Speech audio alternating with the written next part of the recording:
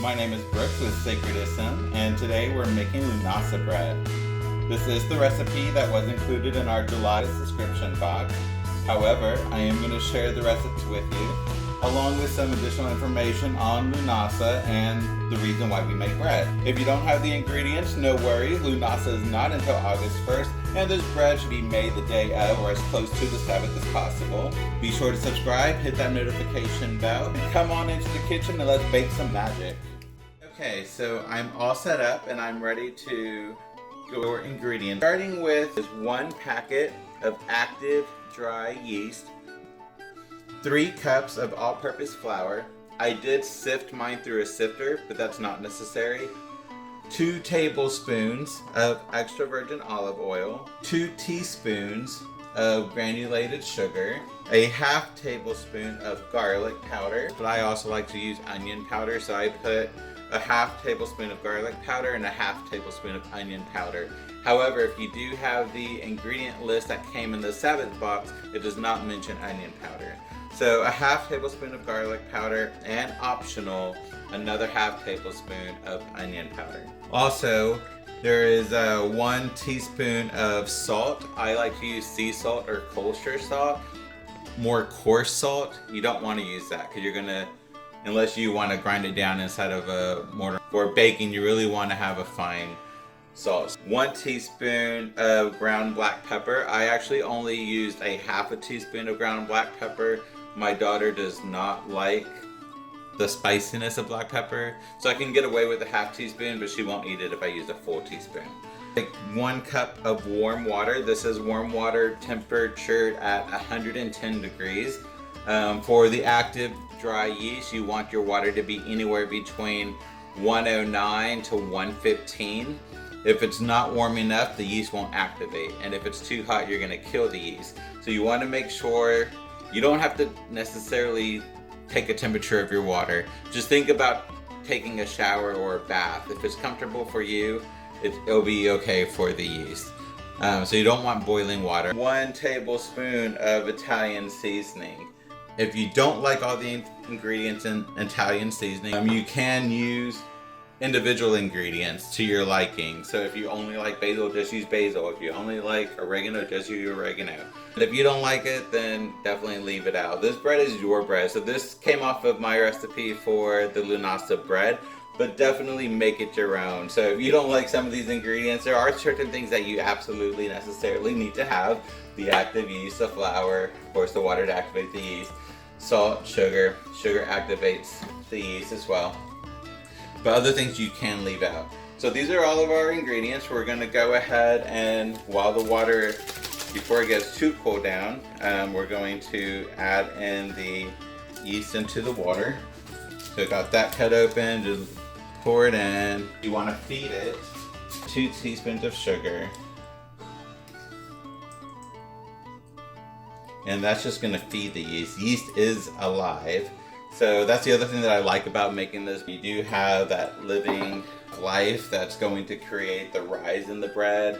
Also, while you're doing this whole process, I previously did, and I didn't mention this, but I should have. Previously, before, as I was putting all of these ingredients into these different containers, I put my intent into all of these. But as I was putting them in, I just took a moment, held the item in my hand, and just thought about what I was wanting, what is my intent, which in this case is for abundance, giving gratitude for everything that I have, what I've already received, what's come to me, what I want to come to me.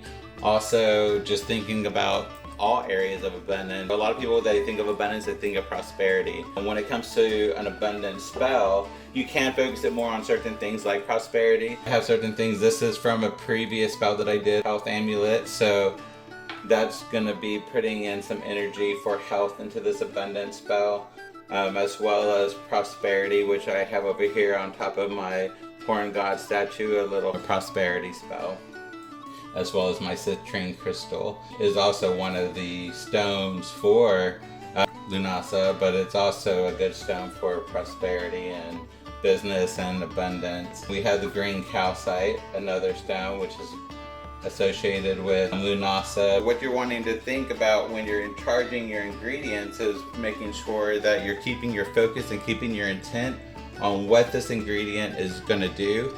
As you may or may not know, when it comes to herbs, spices, and ingredients and witchcraft, a lot of them can serve multiple purposes, and they don't know what exactly their purpose is until you give them their intent. All of my herbs have been charged. Right now my yeast is just going to rest here. Let me give it a quick little stir. It actually needs to have about 10 minutes to get fully activated.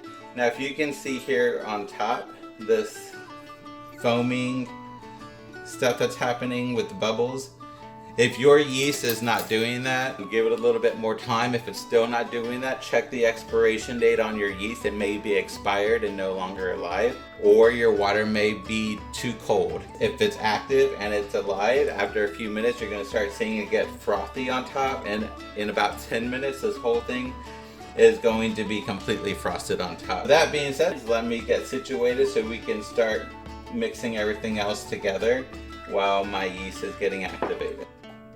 Okay, so it's 10 minutes later, the yeast has activated. As you can see, it's completely changed from before. This entire top is frothed. If your yeast does not look like this, like I mentioned before, your yeast is either old, so definitely take a look at the expiration date. If it's expired, your yeast is no longer alive and is not going to rise like this. If the water was too hot, or if it's too cold. If it's too hot, you probably killed your yeast, and if it's too cold, it didn't activate it. So just make sure, if it doesn't look like this, try it again. This is 10 minutes later, so we're gonna just let that sit there for a minute. We're gonna go ahead and mix our dry ingredients together. Before I do mix them into the flour, even though I've already charged these with my intent, I wanna just kind of combine them all together and redo it again. So I'm gonna pour all these ingredients into my mortar here. So I have combined the garlic powder, the onion powder, the salt, the pepper, and my Italian seasoning. What I'm doing in this process is I use this mortar for its magical abilities and its representation in my magical practices. So while I'm combining these ingredients, I'm thinking about my intent.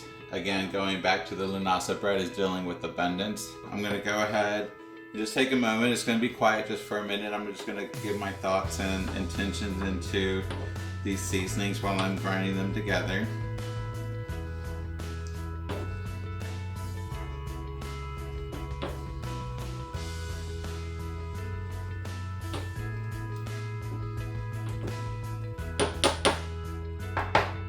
And it doesn't take much. I just wanted to make sure that they're all incorporated together. My energy and intentions are in there. I'm going to just take one more moment to hold the mortar in my hand and make sure that I'm putting as much intent into my ingredients before I make this bread.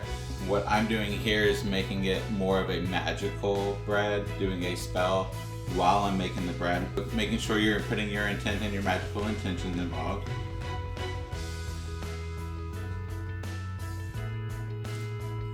Some extra little steps that I like to take is drawing sigils into my seasonings. So I have my family sigil, which I'm not really showing you that. So I'll just put that there. The rest of my sigils are going to be in my flour once I mix in these dry ingredients. So go ahead and just pour in all of your dry ingredients into the flour. And if you notice, I don't have any utensils here. This bread is going to be strictly done by your hand. If you have a stand mixer, I would say don't do it. We're not using machines for a reason. This is just going back to the old nitty-gritty, doing it by hand. Dig in with your hand. If you notice, I did remove my jewelry and my hands are clean. So what I'm doing here, as I'm mixing, I'm also turning the flour in a deosul direction, which is clockwise. This is bringing in an attraction energy. If I was making this bread for banishment or protection or casting away, I would be going Widershin, going in a counterclockwise direction. But I'm going to go ahead and continue to mix in my dry ingredients in deosul clockwise. While I'm doing this, I'm again thinking of my intent, putting in my intentions, thinking of prosperity, health, love, all of the areas of my life that I want to have abundance in. If you want to strictly just focus on one thing, prosperity, focus on just prosperity. But I find when you're doing an abundance spell, it's good to cover all areas of your life. Why not? Why not cover everything all at once? So my dry ingredients are mixed in well together. I'm gonna just shake my bowl to give me a flat surface, and here I'm gonna add some additional sigils. We'll keep them simple. Things don't have to be hard with witchcraft. It's all more the intent than the actual action itself. Let's say for love, my sigil can just simply be a heart drawn in the flower. So I drew a heart, I'm gonna put my hand over it. I'm gonna focus on the energy of love. How I feel when I feel love. And not just romantic love, but love in general, happiness. Okay, so then I'm gonna, again, turn my flower also, mix it up. Flatten it out again. I'm gonna do my sigil for prosperity. So we'll do the money symbol.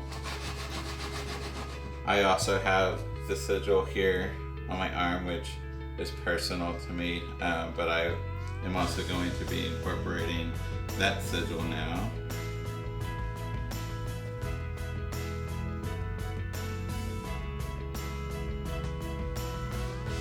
And that's for wealth.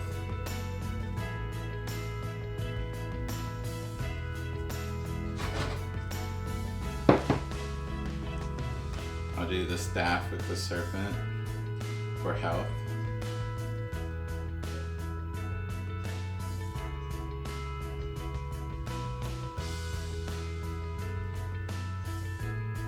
And if you're not familiar with sigils, or if you don't use sigils, or if you just don't want to do the sigils, that's perfectly fine. You don't have to do the sigils. You can just simply put your intent into the flower. Again, this is a recipe for all, but this is your bread. So make it your own. Do your magic the way you want to do your magic. And as you can see, now my yeast is completely overflowing my cup here because it is wanting to feed and it is fully activated. So I'm going to get another bowl. We're going to pour the yeast, the activated yeast water, into this bowl.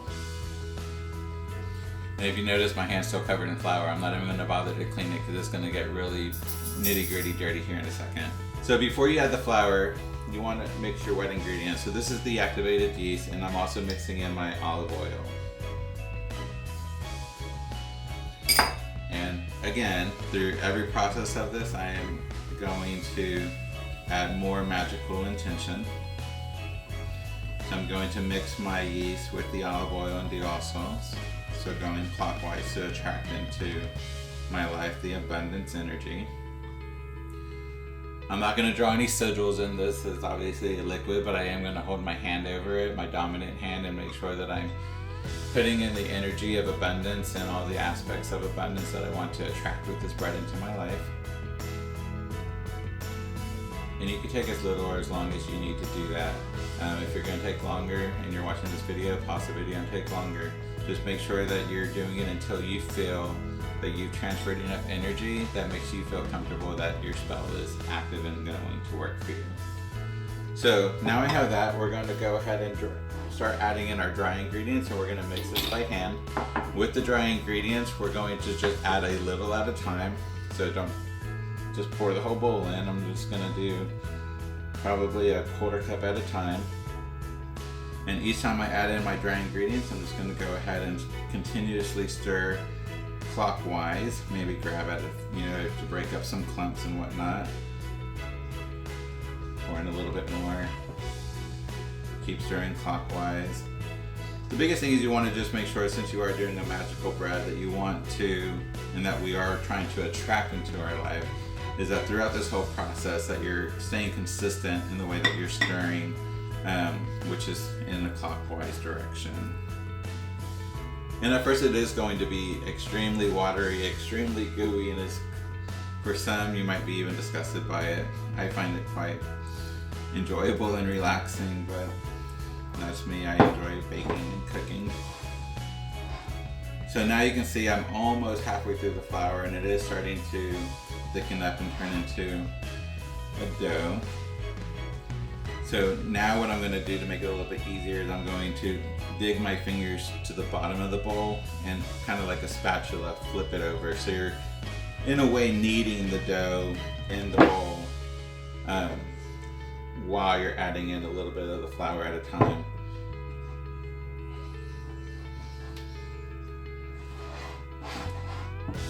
As you're going along, make sure you're scraping the edges of the bowl.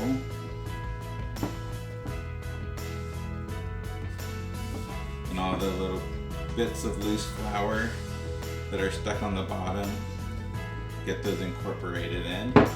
Now before I add in this last little bit of flour, I'm going to create a well, because my dough is getting kind of thick. It's getting harder to accept the dry mix. So into the well, pour my flour in, and starting from the farthest point, I'm still going to go clockwise, but I'm going to fold the edges in over my well. So there's 1, there's 2, there's 3,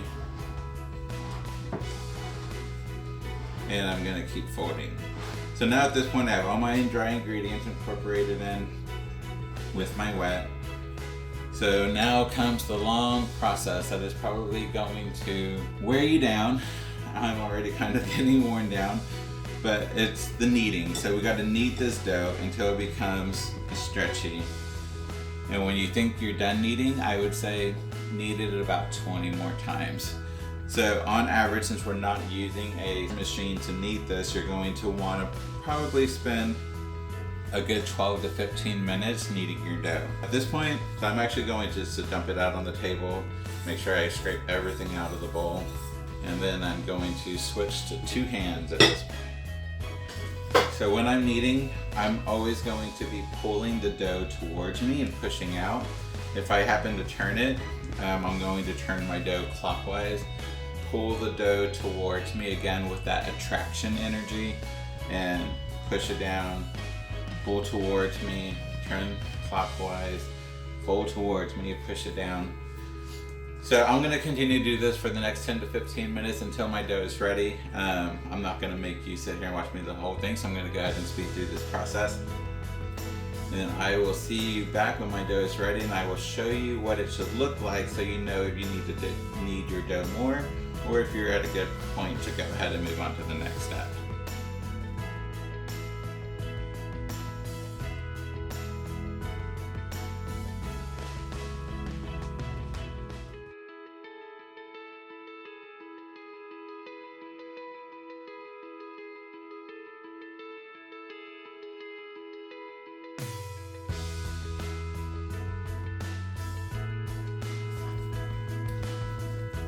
Okay, so I've been kneading this bread for about 10 minutes now. It could go longer, maybe to 15 minutes, but my dough is actually at a good consistency. If you can see all the dough that was on my hands, everything, the table's clean, all the dough's gone off my hands. And that's pretty much what you want to do. Just keep kneading and kneading, and while you're doing that, we're putting your intent into the dough. Let me tell you, that was a very long, meditative, wonderful, magical experience. Just the whole time thinking about all of those wonderful things that have come into your life, that are in your life, that you want in your life. Allowing yourself to be raised into such a high vibration, having all of those wonderful thoughts. That's where your magic's going to come from. So make sure that you're staying in that place, you're staying focused throughout the process. And just keep kneading that dough. So when you know your dough is ready, when your working space is going to be clean. Without cleaning it, your dough is going to do the job for you. But it stretches. It is tearing, but it stretches and is not sticky. On the inside, it's still a little bit sticky, but as you can see, it's not sticking to my hands. So what you're going to do now is just, again, turning the also clockwise. Tucking in the bottom, turning it into a ball. I do have this clean bowl, and I'm going to put just a little bit of olive oil in there. Rub it on the sides and around the bottom. I'm going to put my dough in there, roll it around, get all the edges covered in oil, and that's going to help keep a skin from developing on your dough. You don't want a dry skin on your dough. So go ahead, now you have that in the bowl. We're going to cover it up with plastic wrap, or you can use a wet tea towel. So if you do use a towel, make sure it is a tea towel, so that way you don't get lint all over your dough. I'm just going to use plain old plastic wrap here. I'm going to cover my bowl. I have that nice and tight. I don't want any air getting in there.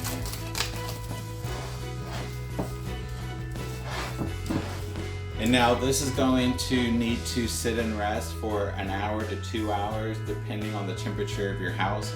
If you're doing this during the daytime, you can set this in front of a sunny window, not directly in the sun's heat, but in a warm area. If you're doing it in your kitchen, some people I've known to have them put it on the stove with the oven on.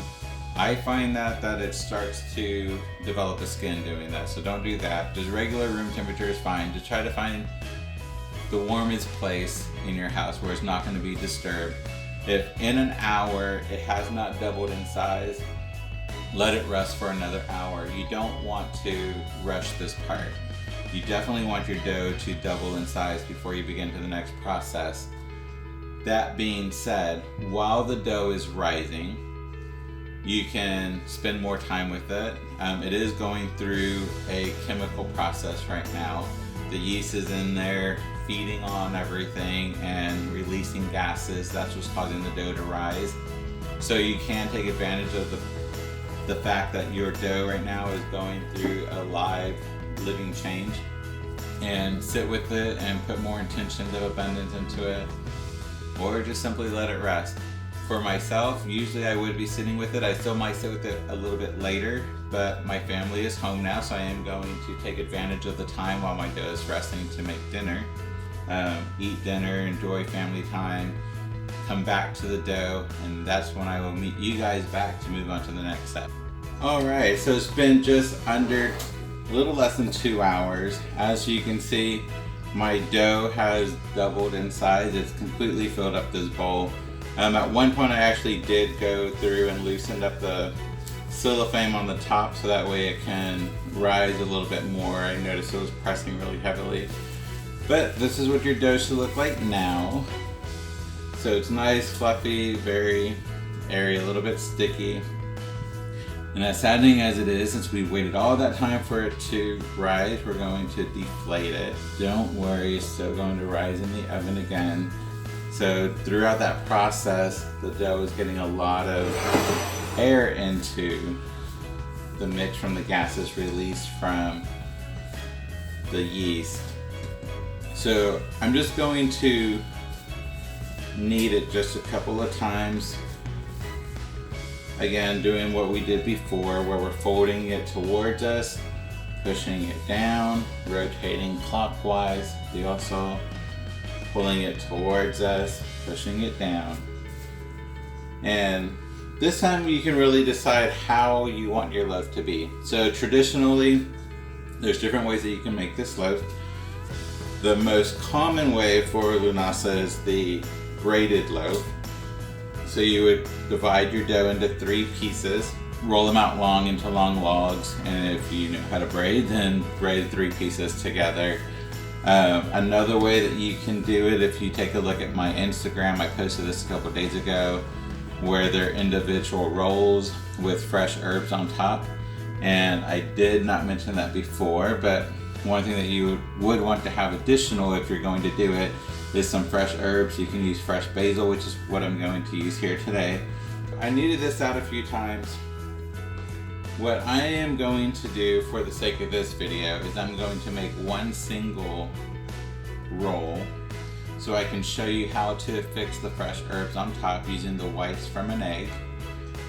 And with the rest of the dough, I'm going to make a braided loaf.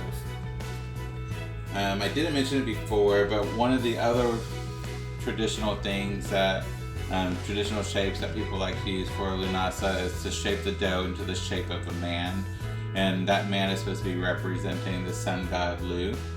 So that's definitely an option too. Be creative. Again, this is your bread. If you have a different shape, a sigil or whatnot that you want to shape your bread into, you can definitely do that as well. So for the single loaf, I'm just going to use about the size that fits into the palm of my hand. And since I tore that off, I'm going to knead it a couple times by itself. And what I like to do is to pull all the edges towards the bottom. So this is going to be the bottom, this is the top flipped over. And once it's like that, you can use your hands to tuck in the bottoms, and that's going to give you a perfectly round, nice roll without any tears or chunks or whatnot.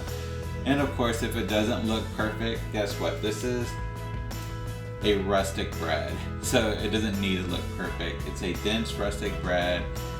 When it's made, you're probably just going to tear into it anyhow, so don't put a lot of stress on it. Once this is made, I have here is a cooking sheet. I personally like to bake mine on parchment paper for two reasons. One, to definitely make sure that the bread does not stick to the pan, but also it creates a barrier and it allows for the bottom of the bread to cook nicely and have a nice golden tan instead of overcooking and being dark on the bottom, which some people don't mind that. Some people actually prefer that. My daughter, however, will not eat it if it's that way. So that's optional. You don't need parchment paper. I prefer it. So here's the first roll. I'm just going to set this off to the side, and I'm going to show you how to make the braided loaf. So with that, we're going to first take the big roll and we're going to roll it into one big log. And when I'm rolling, I start from the middle and kind of work my way out towards the edges. So as you're pulling towards yourself, work towards the outer edges, and you'll see consistency and size. So since we're going to be wanting 3 of the same size, you can kind of create the letter S with the dough. And that's going to give you 3 amounts of dough, roughly about the same size. As you can see, this one's a little bit thinner, but that's okay. So I'm going to tear it here, tear it here. They're already kind of pre-logged out, but we're going to set those 2 aside. Start with this one. And you want to roll it out to about an inch, inch and a half in thickness. So roughly about the size of 2 fingers put together. Actually, it's just fun. So this is something that you can do as a, if you have family or kids, you can do it together. Traditionally, bread is made together as a group or a community. And then once it's made, it's shared together as a group or community. That's where the term Lammas comes from. So Lughnasadh is more the witch Sabbath of the grain harvest. But when the Christians started celebrating the grain harvest coincidentally with witches, the Christians created their own name for Sabbath called Lammas. And that's pretty much where, if you think about it, it was actually a great time, because that's where witches and Christians came together and put their differences aside, and they broke bread together. So that's just, a little bit of tidbit of information. So we have our 3 logs. So you're going to leave your one in the middle as your bottom row. Take the one from the right and press it on top of the one in the center, and then the one from your left will go on top of that. And then you're just going to be alternating. So we're going to take the one out of the center and put it off to the right. Let's move this left one a little bit closer. And then you're going to take the one from the center, and we're going to take the one from the center, move it out to the left. So now you're back with, you have this starting of the braid, and you're kind of back with your 3 rows. So you're going to repeat the process. The one from the center is going to be moved out to the right, and now your new center is going to be moved out to the left.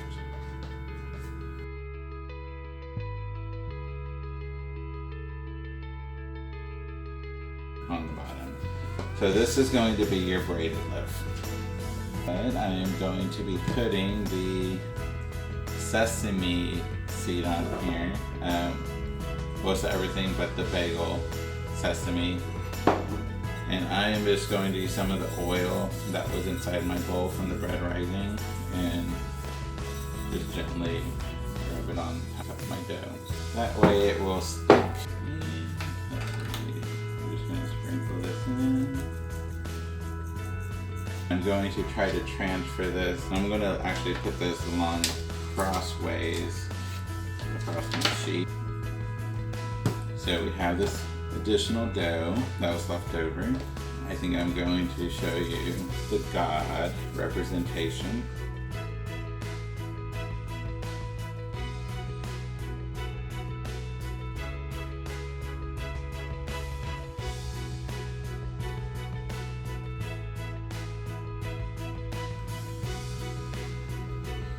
And if you want, you can go through and just pinch all the joints where the different pieces come together, and that will just help it stay together. But once it's baking, it's going to stay together. Alright, so then you have your shape of your man, and this is in representation of the sun god. And if you wanted to be extra creative, you could, carve any sigils into this if you wanted to.